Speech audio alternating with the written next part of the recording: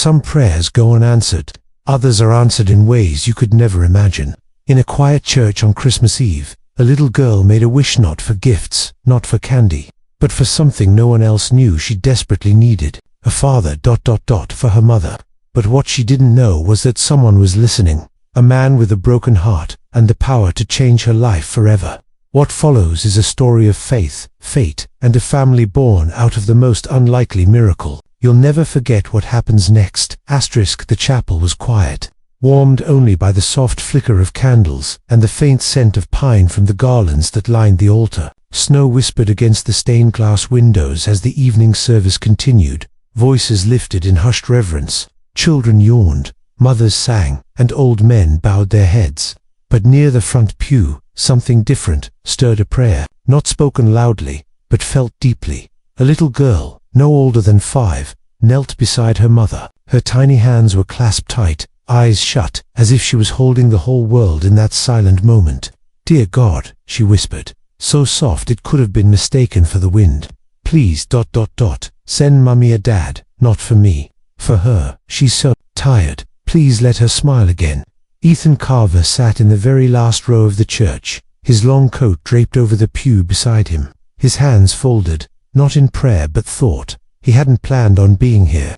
In truth, he hadn't planned on doing anything for Christmas. It had been his mother's favorite holiday, her laughter, her old-fashioned gingerbread cookies, her off-key caroling echoing through their marble halls. But she was gone now, taken by cancer just 2 months ago, and the mansion had felt like a tomb ever since. Ethan had walked aimlessly that day, wandering the snowy streets like a ghost. He didn't even know the name of the church he'd stepped into, only that it was open, warm, and quiet. And then he'd heard the girl. She wore a red dress that had seen better days, frayed at the seams and slightly too big for her frame. One of her boots was missing a sole. Yet, as she prayed, she looked like an angel, her face bathed in candlelight, her eyes squeezed shut, willing the world to listen. Next to her sat a woman, her mother, no doubt. She looked tired in the way only single mothers do, exhausted yet strong. Her shoulders weighed down but never bent. Her coat was thin, her cheeks wind-chapped, and her fingers clutched a worn purse with quiet desperation. The mother wasn't praying, not with words. Her eyes were open, staring forward, glassy. The kind of look that says, "I've run out of tears." Ethan's chest tightened, and he didn't know why. To the outside world, Ethan Carver had it all: money, status, power. CEO of Carvertech, one of the fastest growing AI firms in the country. Forbes called him the reluctant visionary. Business schools taught courses on his rise. Paparazzi loved to speculate about his love life, but the truth was far less glamorous. Ethan was alone, raised by a single mother after his father vanished when he was 10. Ethan had buried himself in work and numbers, convinced that success would fill the hole left in his heart. But no amount of wealth had ever warmed the cold corners of his life. Until now. Until that prayer. "Please God, just one Christmas, just one man who won't leave." Ethan couldn't stop watching them. Every time the little girl whispered, every time her mother gently touched her back or kissed her forehead, something inside him stirred, something long buried. He didn't know their names, didn't know their story, but he knew pain when he saw it, and he saw strength in that woman that reminded him of his mother. The service ended. People filtered out slowly, hugging, chatting, wishing each other a Merry Christmas. But the girl and her mother stayed behind. The woman bent down, whispering something to her daughter, then slowly walked to the front of the church, where a donation box sat beneath the altar. Ethan watched as she reached into her purse and pulled out a single dollar bill. $1. She placed it inside, then returned, brushing snow from her daughter's coat. She gave when she had almost nothing, and somehow, that act of quiet grace moved Ethan more than any sermon ever had. As the mother and daughter exited, Ethan followed, not intentionally, but something about them pulled him like gravity. Outside, the snow had thickened. The girl tugged at her mother's hand, pointing to a small toy shop across the street with wide eyes. "Mummy, look, the dollhouse." The woman knelt down beside her daughter, smiling gently. "I remember, sweetheart. Maybe next year, okay? But it's only $10 now. The sign says so." The mother looked down, her eyes full of apology. She didn't argue, didn't scold, just hugged her daughter close. Ethan stood frozen near the edge of the sidewalk, unseen. Something cracked inside him. He took a deep breath and stepped forward. Excuse me. The woman turned, startled. Her daughter peeked around her coat shyly. Sorry, Ethan said quickly, hands raised. I didn't mean to scare you. I overheard your daughter's prayer. The woman's expression shifted instantly from confusion to discomfort to guarded politeness. Look, sir, I don't mean to intrude. Ethan cut in gently. I lost someone recently, and hearing her pray, it reminded me of what matters. The woman softened slightly, sensing no threat in his tone. We all lose people, she said, her voice tired but not unkind. That doesn't make it easier, Ethan replied. There was a pause, then the little girl spoke. You heard me talk. To God. Ethan looked at her, smiled. I did, and I think, maybe he sent me to listen. The mother's name was Claire. The girl Lucy. They were staying at a shelter a few blocks away. Claire had lost her job at a bookstore 6 months ago, then her apartment shortly after. She'd been doing odd jobs, trying to keep Lucy in school, but the city was unforgiving. Ethan listened, really listened. I'm not asking for anything, Claire said firmly at one point. Please don't think that. We've made it this far without charity. I'm not offering charity, Ethan said. I'm offering ... something else. He paused, then added softly, a chance. As they stood beneath the falling snow, a strange and fragile understanding began to take root between the three of them. Ethan didn't know exactly what he was doing yet, didn't have a plan, but he knew he couldn't walk away. And as Lucy reached out her mittened hand to touch his, something in him long dormant came alive. A new chapter had begun. The snow had stopped by morning, leaving the city wrapped in a cold, quiet stillness. Cars passed slowly over slush-covered streets, and grey clouds hung low, as if the sky itself were holding its breath. Ethan sat in his sleek black car, engine idling, parked just outside the shelter Claire had mentioned. He hadn't slept much. He couldn't stop thinking about the little girl's voice, her prayer echoing in his head like a song he couldn't forget. He didn't know what he was doing there.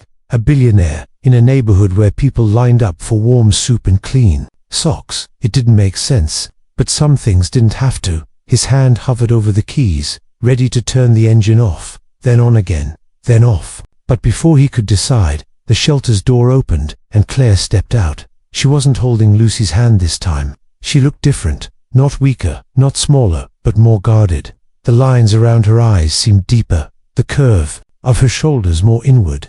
She scanned the street quickly, and when she saw him, her jaw tightened. He rolled down the window slowly, offered the kind of smile that didn't expect anything in return. I didn't follow you, he said gently. I asked the pastor. I wanted to see if you needed a ride.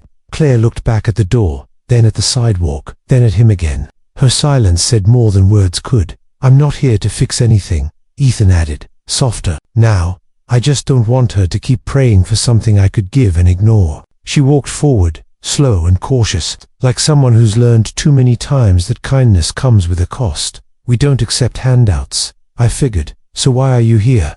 Ethan looked at her, really looked at her. There was something in her expression, fierce, raw, tired but proud. He respected it. Because someone once gave my mother a chance when no one else would, he said. She never forgot it, neither did I.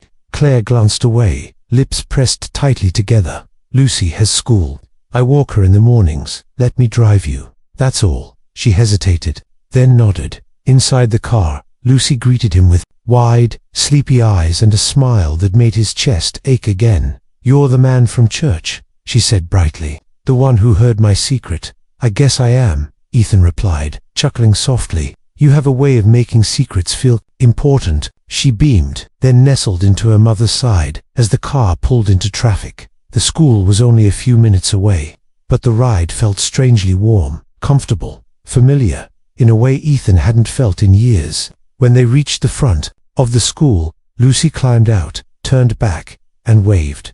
Thank you, Mr. Claire lingered in the open door. I don't want her getting attached to someone who's going to vanish.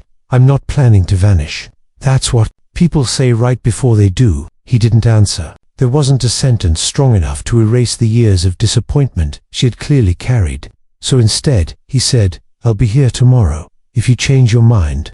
But she didn't get in the next morning, not the morning after, either. By the fourth day, Ethan told himself he'd stop trying. He told himself he had business meetings, investors to answer to, deals that couldn't wait. But the fifth morning, she was there, standing on the same corner, holding Lucy's hand. "I wasn't sure if you'd come back," she said. "I told you, I don't vanish." Claire exhaled, like someone loosening a thread that had been pulled too tight. "You're persistent. I prefer the term reliable." That day, he drove them not only to the school but to the cafe Claire had just started working at part-time. She made coffee, wiped tables, smiled politely at customers who barely noticed her name tag. Ethan watched from a corner table, unnoticed, sipping lukewarm tea he didn't really want. He saw the way she tucked her hair behind her ear when she was nervous, the way she checked her phone between orders like she was waiting for something important that never came. When she spotted him, her eyes narrowed. "You're not stalking me, are you?" He laughed, holding up his cup. "Just here for the tea." She shook her head but smiled, barely. It was the first time he saw it that evening. He waited outside again, offered them both a ride back to the shelter. Claire hesitated, looked down the street toward the icy sidewalk. "I won't always be able to do this," he said, guessing her thought. "I know, but I can for now." That night, Lucy fell asleep in the back seat, her head resting on Ethan's jacket. Claire turned slightly toward him, her voice barely above a whisper. "She's never had a man in her life who stayed, not one." Ethan nodded slowly. "Then maybe it's time she met one who could." Claire's eyes glistened, but she blinked them clear. "You don't know us, you don't know our story. Then tell me." And just like that, her door creaked open, not wide, not all at once, but enough to let a little light through, enough for something to begin. She told him about Lucy's father gone before she was even born, about the miscarriage before that, about the bookstore she loved, the landlord who raised the rent, the friends who stopped calling when the hard times came. She told him not because she trusted him, but because she needed to speak the words out loud, needed someone to hear them without judgment. Ethan listened, really listened, not like a man looking to solve something, but like someone willing to carry the weight just for a moment. As they pulled up to the shelter, Claire turned to him and said, "Why do you care?" He paused. "Because when I heard her pray, something inside me remembered what hope sounded like." She didn't say anything, just nodded and stepped out, carrying her daughter carefully, gently. Inside his car, Ethan sat in silence for a long time, staring at the falling snow.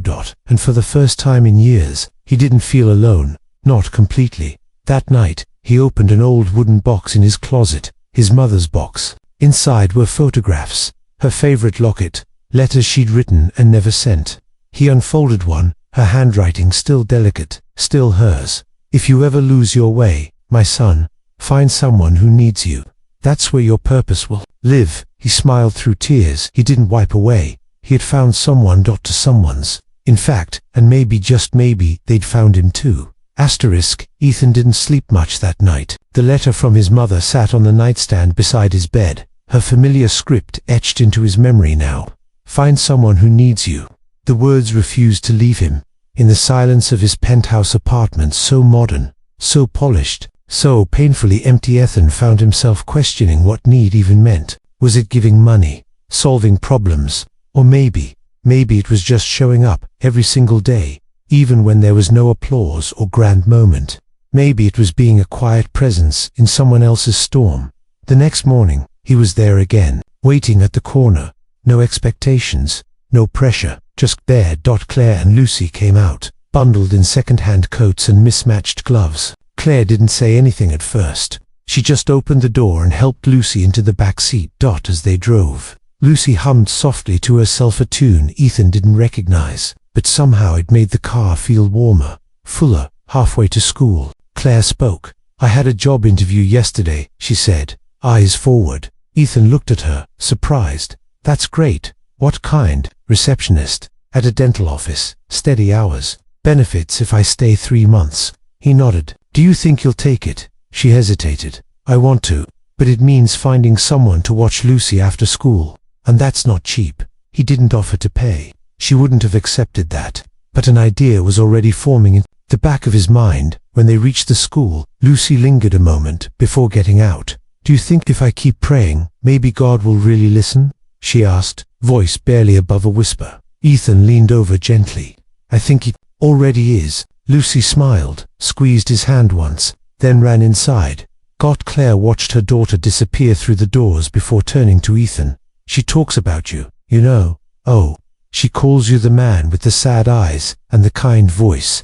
Ethan didn't know how to respond to that, so he just looked down, quietly moved. Later that afternoon, Ethan met with an old friend, Danica, a woman who ran a community center a few blocks from the shelter. He explained the situation, carefully keeping Claire's dignity intact. I'm not asking for a favor, he said. I'm asking if you need someone. Part-time, maybe. Someone with fire, grit. Annika smiled. You're not usually the one bringing me resumes. She doesn't have one, but she's the hardest worker I've seen in a long time.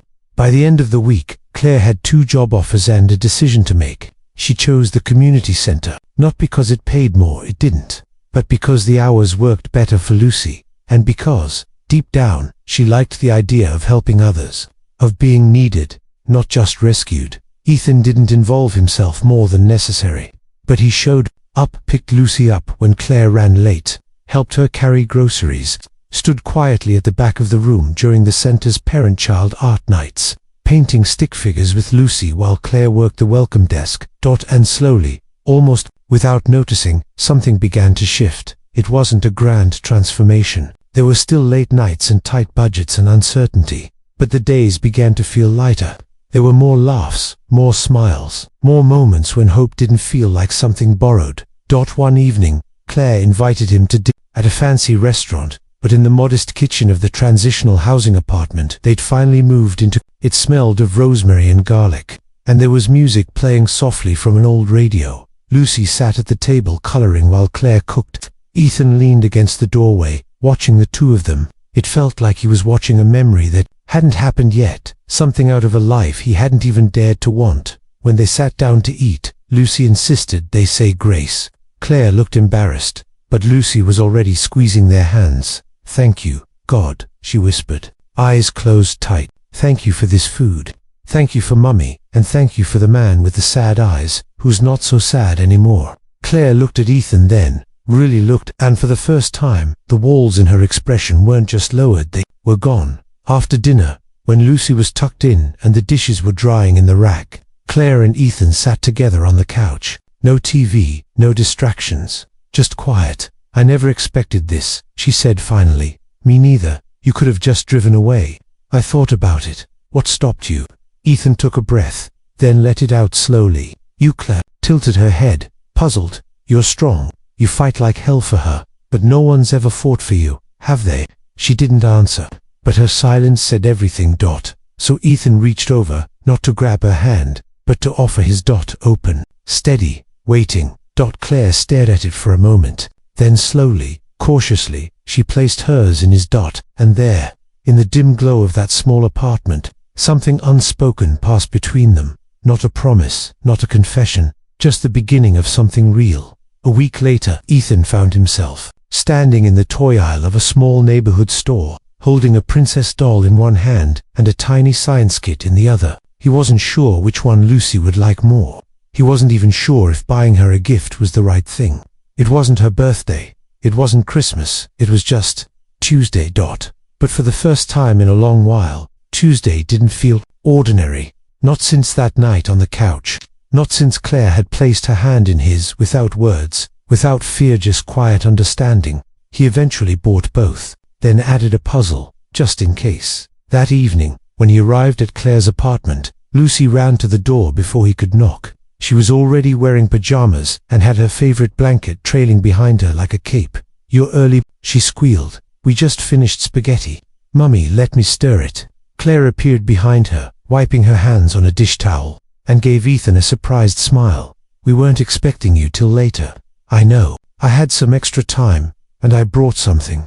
He raised the small bag awkwardly. Claire raised an eyebrow. Ethan, I know. You don't want gifts, but it's not charity. It's just something small. For Lucy. Claire stepped aside, letting him in. Okay, but only if I get to roll my eyes a little. Lucy tore into the bag with joyful shrieks, pulling out the science kit first. Is this real? Like I can make volcanoes and stuff? You sure can. Ethan grinned. This is the best Tuesday ever. Claire leaned against the counter, arms folded, watching the two of them interact. There was a lightness in her eyes, now a flicker of trust, maybe even comfort. But Ethan could still sense something behind it, a hesitance she hadn't fully named. Later, after Lucy had fallen asleep on the living room floor, in a nest of coloring books and puzzle pieces, Ethan offered to help clean up. As they moved quietly around the room, stacking dishes and folding laundry, Claire finally spoke. "Do you know what the hardest part of starting over is?" she asked, not looking at him. He shook his head. "It's not the money, or the hours, or even the loneliness. It's that every time something good happens, you wait for the bad thing that has to come next. You start to believe joy is a warning sign." He looked at her, his heart tightening. "I know that feeling." Claire turned to him then. "Do you really?" "My father walked out when I was 10, he said softly. "My mum built our whole life from scratch. I never saw her cry, but I heard her at night sometimes. She carried everything. I learned early that if something felt too good to be true, it probably was." She nodded slowly. "Exactly. But maybe we've both been wrong," he added. Claire stared at him. "What do you mean?" "Maybe good things don't always come with a catch. Maybe sometimes they come because you deserve them." She looked away, blinking hard. "It's been a long time since anyone said that to me." "Then maybe it's time someone did." They stood in silence again, the kind that wasn't awkward anymore, the kind that settled around them like a blanket. Eventually, Claire walked to a drawer and pulled out a photograph. She handed it to him without explanation. It was old, faded, a much younger Claire, holding a baby Lucy wrapped in a pink blanket, both of them in a hospital bed. Her eyes were tired, but proud, alone, but brave. "I've never shown that to anyone," she said, "not even Lucy." Ethan held the photo with care, as if it might tear under the weight of the years it held. "She was born early. I had no family, left no support, just a neighbor who drove me to the hospital, and a midwife who stayed longer than her shift. I named Lucy after her." He looked up. "That's why you never ask for help." "I never learned how to." "Maybe you don't have to ask. Maybe I can just offer." She studied him again, and something in her expression softened completely this time. "No masks, no armor. I'm scared," she whispered. "So am I. What if you realize I'm not what you think I am? Then I'll be wrong, and I'll still care." Claire closed her eyes for a second. When she opened them again, she looked more grounded somehow, like someone who'd finally exhaled after holding her breath for years. "You're different, Ethan." "So, are you?" He stayed late that night. They talked about everything and nothing: childhood memories, favorite books, songs that reminded them of things they'd lost. He told her about his mum's garden and the time he almost got expelled from boarding school. She told him about the poetry she used to write before life got too loud, and when it was finally time for him to leave, she walked him to the door. No kiss, no promises, just one more shared glance that said, "This is something." The next day, Lucy drew a picture at school, a stick figure family, 3 people holding hands, a little girl with curly brown hair, a tall woman with a yellow dress, and a man with blue eyes and a red tie. When the teacher asked who it was, Lucy beamed and said, "That's my mommy, that's me, and that's the man who hears prayers." The teacher smiled, but Lucy wasn't done. "He doesn't know yet," she whispered, "but I think God picked him just for us. And maybe, just maybe, she was right." Claire's phone rang just after 6 a.m., jolting her from a rare deep sleep. The display read, "Community Center." Her stomach tightened. "Hello," she answered, still groggy. "Claire, I'm so sorry for the early call." Annika's voice came through, hurried and tense. "We had a break-in last night. No one was hurt, but the main room's a mess. The front windows were shattered." Claire was already out of bed, pulling on jeans. "What do you need me to do?" "We're going to need help getting everything cleaned up and organized for the kids by this afternoon. I know it's not your shift, but I'll be there in 20 minutes. She hung up and tiptoed into Lucy's room, brushing a hand across her daughter's hair before whispering, "I need to run out early. Ethan will be here soon. Be good for him, okay?" Lucy nodded sleepily and gave a thumbs up before burying herself back under the covers. By the time Ethan arrived 10 minutes later, Claire was already gone. A note on the table explained everything in her rushed handwriting. "Emergency at the center. I'll call later. Thank you, as always." Ethan stared at the note for a moment, then turned to Lucy, who had come padding into the kitchen in socked feet. "Guess It's just you and me this morning, he smiled. Lucy climbed onto a stool. Can we make pancakes? I was hoping you'd say that. They cooked together, batter everywhere, laughter filling the kitchen, but Ethan's mind wandered. Something about Claire rushing into chaos alone didn't sit right with him. She was always the one fixing, organizing, steadying, but who was doing that for her? He washed the dishes, packed Lucy's school bag, then made a decision. When he arrived at the community center with coffee and a box of muffins, he found Claire on her knees, sweeping glass into a dustpan. Her hair pulled back in a loose bun, sleeves rolled up. You didn't have to come, she said without looking up. I know. She paused, glanced at him, and her expression softened. Thank you. They worked side by side all morning, reorganizing chairs, taping cardboard over broken windows, sorting through donated supplies that had spilled during the break. At one point, Ethan noticed Claire pressing a hand to her lower back and wincing slightly. Okay, he said, dropping the tape gun. Time for a break. I'm fine. Claire, you haven't sat down in 3 hours. She gave a half smile. You always this bossy. Only with people I care about. It slipped out before he could think. She looked at him for a long moment, then, quietly, you mean that? I do. Claire sat on one of the unbroken benches, eyes on the children's drawings taped to the far wall. One had survived the break in Lucy's picture from the week before, the one with 3 stick figures holding hands. I don't know how to let someone in, she said after a long silence. Not fully, not when there's a child involved. It's not just about me anymore. Ethan sat beside her, keeping a respectful distance. I'm not asking for all of you at once, just a little more than yesterday, and a little more tomorrow. Claire turned to him. You always talk like that, only when I'm nervous. She laughed, surprised. You nervous? Terrified? Actually, why? Because this what we're building, it matters. And when something matters, the stakes feel higher. She studied him. You're not like anyone I've ever known. I'm just trying to be someone who doesn't leave. That stopped her completely.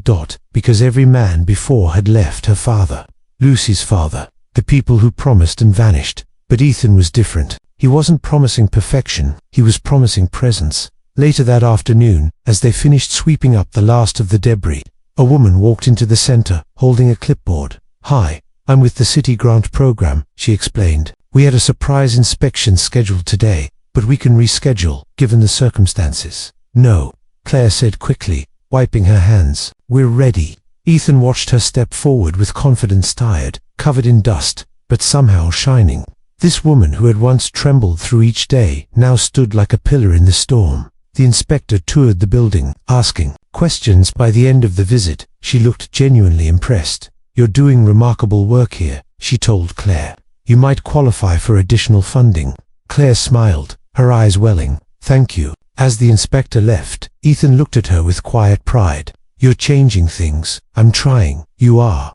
That night, after Lucy had gone to bed, Claire and Ethan stood outside under the narrow porch light. The wind had picked up, leaves swirling in little eddies across the sidewalk. Claire leaned into the railing. Do you ever wonder how your life would have turned out if one small thing had gone differently? Every day she looked at him. I used to think my life was full of closed doors, but maybe I just needed someone to knock. Ethan reached out and brushed a strand of hair from her face. I didn't just knock, Claire.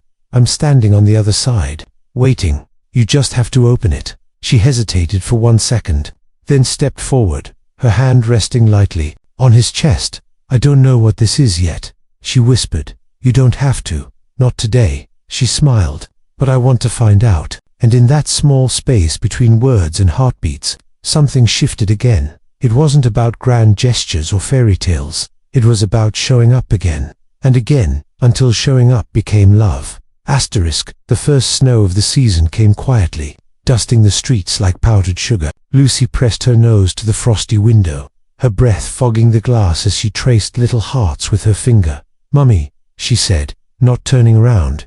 Do you think it's magic? Claire smiled from the kitchen. The snow. No, life. Claire walked over, crouching beside her daughter. Why do you ask that? Lucy turned, her eyes wide, with a kind of knowing that only children possess. Because ever since I prayed, good things keep happening. Not big magic like in cartoons, but soft magic. The kind that sneaks in and feels like hugs. Claire pulled her daughter into her arms. Maybe you're right, baby. Maybe it's the quiet magic that's the most real. Across town, Ethan stood outside a sleek glass conference room, surrounded by polished executives and gold-lettered presentations, but his eyes weren't on the charts. They were on his watch. He'd been asked to consider a new opportunity, CEO of an international branch. More money, more power, a fresh start. But as the meeting ended and the applause faded, Ethan stood and said something he never thought he would. I'm grateful, but I need to step back. They blinked at him, confused. There's something more important than this right now, he continued. Something I don't want to miss. The snow was falling heavier when he drove to Claire's apartment. By the time he arrived, the front steps were coated in white. He knocked gently, holding a small wrapped box in his gloved hands. Lucy opened the door. I knew it, she shouted, grinning. Mummy, he came. I told you he would. Claire appeared behind her, wearing a thick sweater and a look of surprise. Hey, everything okay? Ethan nodded. More than okay. Can I come in? They sat by the fireplace, a modest one Claire had recently had fixed with the help of a neighbor.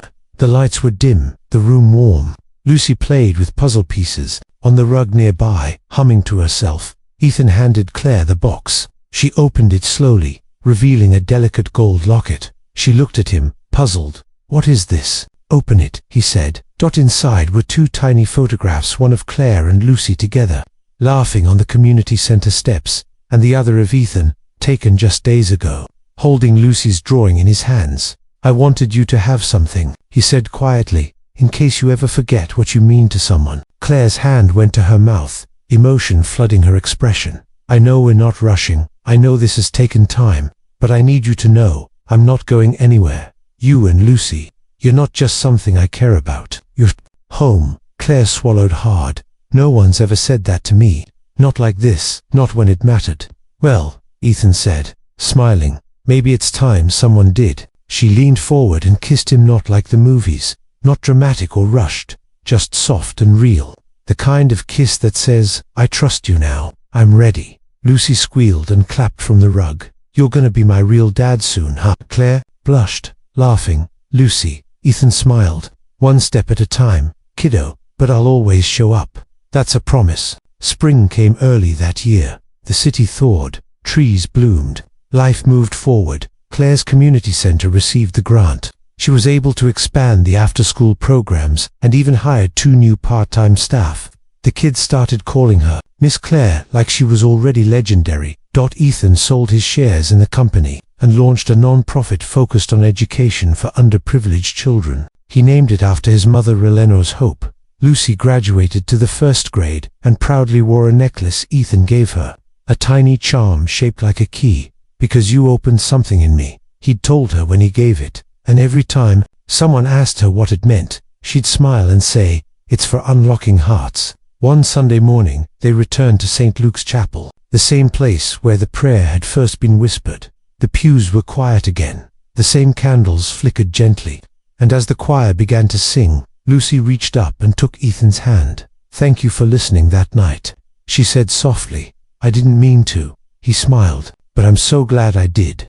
Claire slipped her arm through his and rested her head on his shoulder, and in that sacred stillness, where one small prayer had once floated into the rafters unnoticed, a family now sat whole, healing, and held together not by luck, but by choice. A girl, a mother, a man who once thought his heart was too broken to try again, and a love that arrived not in thunder, but in a whisper, the kind of love that changes everything forever.